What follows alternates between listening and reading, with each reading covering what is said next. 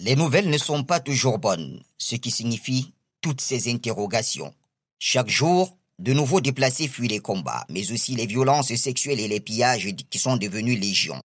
En tout, près de 2,5 millions de personnes ont quitté leur maison et plus d'un demi-million ont traversé vers les frontières principalement au nord en Égypte et le Tchad à l'ouest selon les Nations Unies.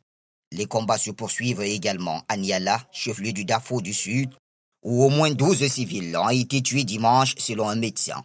Dans la nuit, les habitants de Niala ont fait état des tirs intenses de l'artillerie. Des roquettes tombent sur des maisons de civils.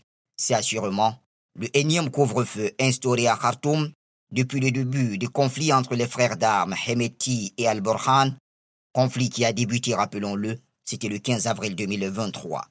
Pour cette fois au moins, les espoirs sont très tournés vers la célébration de la Tabaski, même si des informations font état de ce que l'armée soudanaise se retrouve depuis lundi en difficulté sur plusieurs fronts à Khartoum. Les paramilitaires disent avoir ravi le quartier général de la police et son arsenal à Khartoum et dans le sud du pays qui borde l'Éthiopie. Mercredi dernier, l'ONU s'est dite préoccupée par les disparitions forcées et les arrestations arbitraires des civils.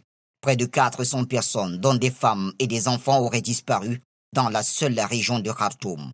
Un appel de fonds lancé par les Nations Unies pour aider le peuple soudanais a recueilli 1,5 milliard de dollars et selon l'ONU, 3 milliards de dollars sont nécessaires pour aider les populations frappées par cette crise.